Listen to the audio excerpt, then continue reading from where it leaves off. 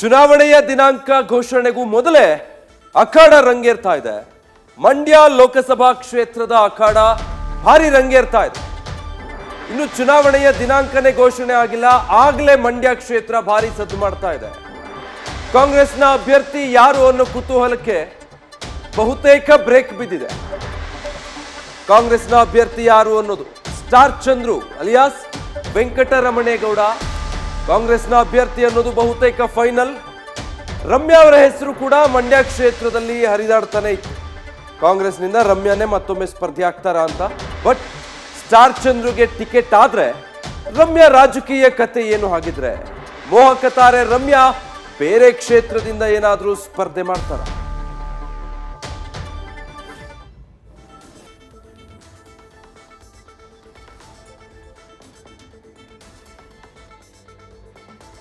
Details ಕೊಡ್ತಾರೆ Madhusudan, live ನಲ್ಲಿ join ಆಗ್ತಾ ಇದ್ದಾರೆ. ಮಧುಸೂದನ್, ಮಂಡ್ಯ ಚುನಾವಣೆ ದಿನಾಂಕ ಘೋಷಣೆ ಆಗೋದಕ್ಕೂ ಮುಂಚೆನೆ ಕಾವು ಪಡೆದುಕೊಳ್ತಾ ಇರೋ ಕ್ಷೇತ್ರ, ಅಭ್ಯರ್ಥಿಗಳು ಮತ್ತು ಸ್ಪರ್ಧೆ ವಿಚಾರವಾಗಿ ರಮ್ಯಾ ಅವರ ರಾಜಕೀಯ ಭವಿಷ್ಯ ಏನು ಅನ್ನೋ ಪ್ರಶ್ನೆನೂ ಈಗ ಅಲ್ಲಿ ಮೂಡ್ತಾ ಇರೋದು. ಕಾರಣ ಕಾಂಗ್ರೆಸ್ ಬಹುತೇಕ ಅಭ್ಯರ್ಥಿಯನ್ನ ಫೈನಲ್ ಮಾಡ್ಕೊಂಡಿರೋದ್ರಿಂದ. ಸೊ ರಮ್ಯಾ ಅವರ ಆಯ್ಕೆ ಏನು ಅಂತ? ನಿಜಕ್ಕೂ ವಿಜಯ್, ರಮ್ಯಾ ಅವರ ರಾಜಕೀಯದಿಂದ ದೂರ ಆಗ್ತಾ ಇದ್ದಾರಾ ಅನ್ನೋ ಒಂದು ಪ್ರಶ್ನೆ ಇದೀಗ ಎದುರಾಗ್ತಾ ಇದೆ. ನೀವು ಈಗಾಗಲೇ ಉಲ್ಲೇಖ ಮಾಡಿದ್ರೆ ಅವರು ಬೇರೆ ಯಾವುದಾದ್ರು ಒಂದು ಕ್ಷೇತ್ರದಿಂದ ಕಣಕ್ಕಿಳಿತಾರ ಅಂತ. ಆದ್ರೆ ಆ ಒಂದು ಆಪ್ಷನ್ ಈಗ ಸ್ವಲ್ಪ ಮಟ್ಟಿಗೆ ದೂರ ಅಂತ ಹೇಳಬಹುದು. ಕಾರಣ ಏನು ನೋಡಿ, 80ರ ದಶಕದ ರಾಜಕಾರಣವನ್ನ ಒಮ್ಮೆ ಮೆಲ್ಕ್ ಹಾಕ್ಬೇಕಾಗುತ್ತೆ. 80ರ ದಶಕದಲ್ಲಿ ಇಂದಿರಾ ಗಾಂಧಿ ಅವರ ನಿಧನದ ಬಳಿಕ ಎದುರಾದಂತ ಲೋಕಸಭಾ ಕ್ಷೇತ್ರದ ಚುನಾವಣೆಯಲ್ಲಿ ಮಂಡ್ಯ ಲೋಕಸಭಾ ಕ್ಷೇತ್ರದಿಂದ SM ಕೃಷ್ಣ ಅವರು ಕಾಂಗ್ರೆಸ್ನ ಅಭ್ಯರ್ಥಿಯಾಗಿ ಕಣಕ್ಕಿಳಿತಾರೆ. ಬಟ್ ಅವತ್ತು ಇಡೀ ಮಂಡ್ಯ ಸೆನ್ಸಿಟಿವ್ ಪ್ರದೇಶವಾಗಿ ಗುರುತಿಸ್ಕೊಂಡಿರುತ್ತೆ. ಕಾರಣ ಏನು ಅಂತ ಹೇಳಿದ್ರೆ ಮಂಡ್ಯ ರಾಜಕಾರಣನೇ ಹಾಗೆ. ದೇಶದ ಎಲ್ಲ ಲೋಕಸಭಾ ಕ್ಷೇತ್ರನೇ ಬೇರೆ, ಮಂಡ್ಯ ರಾಜಕಾರಣವೇ ಬೇರೆ. ಹೀಗಾಗಿ SM ಕೃಷ್ಣ ಅವರೇ ಆ ಒಂದು ಚುನಾವಣೆಯಲ್ಲಿ ಹಿನ್ನಡೆಯನ್ನ ಅನುಭವಿಸಬೇಕಾಗುತ್ತೆ. ಬರೋಬ್ಬರಿ 1.25 ಲಕ್ಷ ಮತಗಳ ಅಂತರದಿಂದ ಅವರು ಹಿನ್ನಡೆಯನ್ನ ಅನುಭವಿಸಬೇಕಾಗುತ್ತೆ. ಪರಾಭವಗೊಂಡಿದ್ದಾರೆ. ಅವತ್ತು JDSನ ಶಂಕರೇಗೌಡರು ಸಂಸತ್ಗೆ ಪ್ರವೇಶವನ್ನ ಪಡಿತಾರೆ ಸಂಸದರಾಗಿ. ಆದ್ರೆ ಇದರ ಮುಂದುವರೆದ ಭಾಗವಾಗಿ ಅವತ್ತಿನಿಂದ ಕೂಡ ಇವತ್ತಿನ ತನಕ ಮಂಡ್ಯ ರಾಜಕಾರಣ ಸಾಕಷ್ಟು ಕುತೂಹಲ ಜೊತೆಗೆ ಸೆನ್ಸಿಟಿವ್ ಲೋಕಸಭಾ ಕ್ಷೇತ್ರ ಅಂತಾನೆ ಹೆಸರುವಾಸಿ ಆಗ್ತಾ ಇದೆ. 2012ರಲ್ಲಿ ರಾಜ್ಯ ರಾಜಕಾರಣಕ್ಕೆ ಎಂಟ್ರಿ ಕೊಟ್ಟಂತ ಕಾಂಗ್ರೆಸ್ ಪಕ್ಷಕ್ಕೆ ಎಂಟ್ರಿ ಕೊಟ್ಟಂತ ರಮ್ಯಾ ಅವರು 2013ರಲ್ಲಿ ಎದುರಾದಂತ ಮಂಡ್ಯ ಲೋಕಸಭಾ ಕ್ಷೇತ್ರದ ಉಪಚುನಾವಣೆಯ ಅಖಾಡದ ಕಣದಲ್ಲಿ ಧುಮುಕ್ತಾರೆ, ಸಂಸದರಾಗಿ ಆಯ್ಕೆ ಆಗ್ತಾರೆ.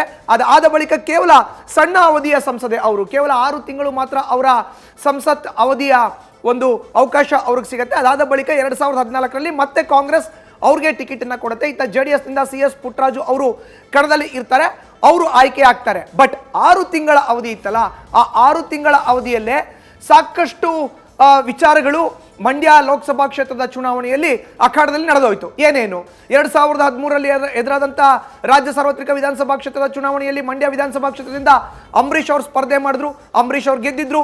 2013ರಲ್ಲೇ ಎದುರಾದಂತ ಲೋಕಸಭಾ ಕ್ಷೇತ್ರದ ಉಪಚುನಾವಣೆಯಲ್ಲಿ ರಮ್ಯಾಂಗೆ ಟಿಕೆಟ್ ಕೊಡಿಸಿದ್ರು, ರಮ್ಯಾ ಎಲೆಕ್ಟ್ ಆದ್ರು. ಬಟ್ ಅದಾದ ಬಳಿಕ ರಮ್ಯಾ ಮತ್ತೆ ಅಂಬರೀಶ್ ಎರಡೂ ಬೇರೆ ಬೇರೆ ಬಣಗಳಾಗೋಯ್ತು. ಕಾಂಗ್ರೆಸ್ ಪಕ್ಷದಲ್ಲೇ ಇಬ್ರು ಇದ್ರು ಕೂಡ, ಜೊತೆಗೆ ಹಿರಿಯ ನಾಯಕರನ್ನ, ಮಂಡ್ಯ ಕ್ಷೇತ್ರದ ವ್ಯಾಪ್ತಿಗೆ ಬರೋ ಅಂತ ಹಿರಿಯ ನಾಯಕರನ್ನ ಪರಿಗಣಿಸಿಲ್ಲ ರಮ್ಯಾ ಅವರು. ಸಾಕಷ್ಟು ತಪ್ಪು ಹೆಜ್ಜೆಗಳನ್ನ ಇಟ್ರು ಅನ್ನೋ ಒಂದು ಲೆಕ್ಕಾಚಾರ ಇದೆ.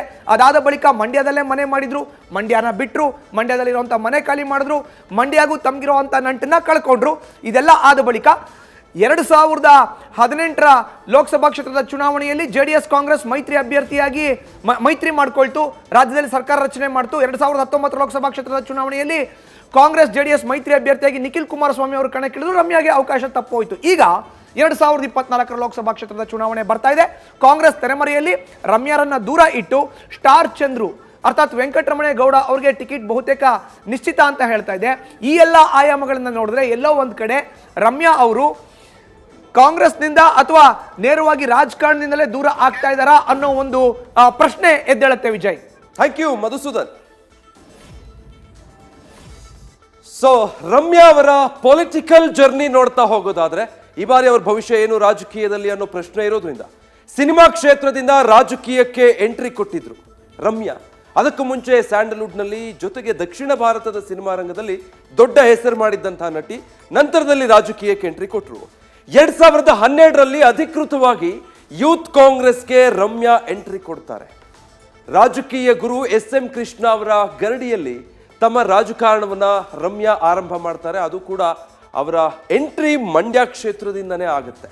ಅವರಿಗೂ ಆ ಸಂದರ್ಭದಲ್ಲಿ ಬಹಳ ವರ್ಚಸ್ಸಿತ್ತು. ಸೊ ತಮ್ಮ ವರ್ಚಸ್ಸಿನಿಂದ ಹೈಕಮಾಂಡ್ ನಾಯಕರ ಜೊತೆಗೂ ಕೂಡ ಉತ್ತಮ ಸಂಪರ್ಕವನ್ನ ಬೆಳೆಸ್ಕೊಂಡಿದ್ರು ರಮ್ಯಾ ಅವರು. 2013ರಲ್ಲಿ ಮಂಡ್ಯ ಲೋಕಸಭಾ ಚುನಾವಣೆಯಲ್ಲಿ ರಮ್ಯಾ ಸ್ಪರ್ಧೆ ಮಾಡ್ತಾರೆ. ಮೊದಲ ಸ್ಪರ್ಧೆ ಅವರು ಮಾಡಿದ್ದು. ಸೊ ಮಂಡ್ಯ ಉಪಚುನಾವಣೆಯಲ್ಲಿ ಗೆದ್ದು ಸಂಸತ್ತನ್ನ ಪ್ರವೇಶ ಮಾಡ್ತಾರೆ ರಮ್ಯಾ. ಅದು ಬೈ ಎಲೆಕ್ಷನ್ ಆಗಿತ್ತು. ನಂತರ 2014ರಲ್ಲಿ ಮತ್ತೊಮ್ಮೆ ಮಂಡ್ಯದಿಂದನೇ ಸ್ಪರ್ಧೆ ಮಾಡ್ತಾರೆ, ಕೇವಲ 6 ತಿಂಗಳ ಅವಧಿಯಲ್ಲಿ ಅಷ್ಟೇ. 2014ರ ಚುನಾವಣೆಯಲ್ಲಿ 5500 ಮತಗಳಿಂದ ರಮ್ಯಾಗೆ ಸೋಲು ಎದುರಿಸಬೇಕಾಗುತ್ತೆ. ಈ ಸೋಲಿನ ಬಳಿಕ ರಮ್ಯಾ ಅವರು ರಾಜಕಾರಣದಿಂದ ದೂರ ಉಳಿತಾರೆ. ಈಗ 2013ರಿಂದ 2018ರವರೆಗೂ ಕೂಡ ರಾಜ್ಯದಲ್ಲಿ ಕಾಂಗ್ರೆಸ್ ಸರ್ಕಾರನೇ ಇತ್ತು. ಆದರೆ ರಮ್ಯಾ ಅವರು ಮಾತ್ರ ನಾಪತ್ತೆಯಾಗ್ಬಿಟ್ರು. ಆ ಒಂದು ಸೋಲಿನ ಕಾರಣ 6 ತಿಂಗಳಾಗಿ ಸಂಸದೆಯಾಗಿದ್ರು. ಅದಾದ ಮೇಲೆ ಮುಂದೆ ಬಂದಂತಹ ಚುನಾವಣೆಯಲ್ಲಿ ಸೋತರು. ಬಟ್ ರಾಜ್ಯದಲ್ಲಿ ಕಾಂಗ್ರೆಸ್ ಸರ್ಕಾರನೇ ಆಡಳಿತದಲ್ಲಿದ್ದರೂ ಕೂಡ ಅವರು ಮಂಡ್ಯದಲ್ಲೇ ಉಳ್ಕೊಳ್ಳಿಲ್ಲ. ರಾಜ್ಯದಿಂದಲೂ ದೂರ ಉಳಿದ್ರು, ಮಂಡ್ಯ ಕ್ಷೇತ್ರದಿಂದನೂ ದೂರ ಉಳಿದ್ರು, ಬಹುತೇಕ ಕಾಂಗ್ರೆಸ್ನಿಂದನೂ ದೂರ ಉಳಿದ ಹಾಗೆ ಭಾಸ ಆಯಿತು. ರಾಜಕಾರಣದಿಂದನೇ ಹಾಗೆ ದೂರ ಉಳಿದು ಬಿಟ್ರ ಅನ್ಸೋ ಹಾಗಿತ್ತು.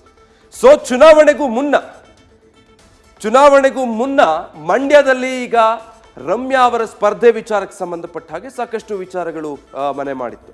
ಉಪಚುನಾವಣೆಯಲ್ಲಿ ಆಯ್ಕೆಯಾಗಿ ಕೇವಲ 6 ತಿಂಗಳು ಮಾತ್ರ ಸಂಸದೆಯಾಗಿದ್ರು.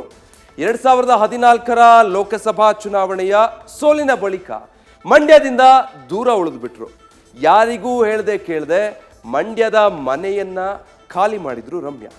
ಸೊ 2014ರ ಚುನಾವಣೆಯಲ್ಲಿ ಅಂಬರೀಷ್ ಅವರ ತಂಡ ಮತ್ತೆ ರಮ್ಯಾ ಅವರ ತಂಡ ಅಂತ ಡಿವೈಡ್ ಆಗೋಯ್ತು. ಮಧುಸೂದನ್ ಈಗಷ್ಟೇ ಅದ್ರ ಬಗ್ಗೆ ಹೇಳ್ತಾ ಇದ್ರು.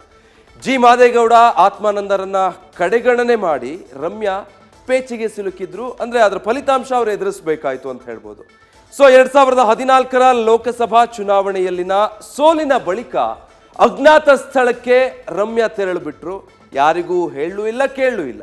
ಸೊ ತಮ್ಮ ರಾಜಕೀಯ ಗುರು ಇದ್ರಲ್ಲ SM ಕೃಷ್ಣ ಅವರಿಂದಲೂ ಕೂಡ ರಮ್ಯಾ ಅಂತರ ಕಾಯ್ದುಕೊಂಡು ಬಿಡ್ತಾರೆ. ಆ ನಂತರದಲ್ಲಿ ಸಾಮಾಜಿಕ ಜಾಲತಾಣದ ಮುಖ್ಯಸ್ಥೆಯಾಗಿ ರಮ್ಯಾರನ್ನ ಕಾಂಗ್ರೆಸ್ ಹೈಕಮಾಂಡ್ ನೇಮಕ ಮಾಡುತ್ತೆ. ಕಾರಣ ಹೈಕಮಾಂಡ್ ಜೊತೆ ಅವರಿಗೆ ಉತ್ತಮ ಸಂಪರ್ಕ ಇದ್ದಿದ್ರಿಂದ. ಅಲ್ಲೂ ಕೂಡ ರಮ್ಯಾ ಸರಿಯಾಗಿ ಅದನ್ನು ನಿಭಾಯಿಸಲಿಲ್ಲ. ಅಲ್ಲೂ ಕೂಡ ಅವರು ಹೆಸರು ಪಡ್ಕೊಳ್ಳುವಂಥ ಕೆಲಸ ಏನೂ ಆಗಲಿಲ್ಲ. ಅಲ್ಲೂ ಕೂಡ ರಮ್ಯಾ ಅವರು ಕೈ ಚೆಲ್ತಾರೆ, ಸಶಕ್ತವಾಗಿ ಅದನ್ನು ನಿಭಾಯಿಸಲಿಲ್ಲ. ಅತ್ತ ರಾಜಕೀಯದಲ್ಲೂ ಇರದೆ ಇತ್ತ ಸಿನಿಮಾನೂ ಮಾಡದೆ ರಮ್ಯಾ ಸೈಲೆಂಟ್ ಆಗಿಬಿಡ್ತಾರೆ. ಅವರದ್ದೇ ಸಾಲು ತಪ್ಪಿನಿಂದಾಗಿ ರಾಜಕೀಯ ಜೀವನದಿಂದ ಈಗ ರಮ್ಯಾ ದೂರ ಉಳಿಬೇಕಾಗಿದೆಯಾ ಅಂತ. ಹಾಗಾಗಿದೆ ಸದ್ಯ ರಮ್ಯಾ ಅವರ ಪರಿಸ್ಥಿತಿ. ಮುಂದೆ ಏನಾಗುತ್ತೆ ಅನ್ನೋದನ್ನು ನೋಡಬೇಕು. ನ್ಯೂಸ್ ಫಸ್ಟ್ ನಿರ್ಭೀತಿಯಿಂದ ನಿಮ್ಮ ಪರವಾಗಿ.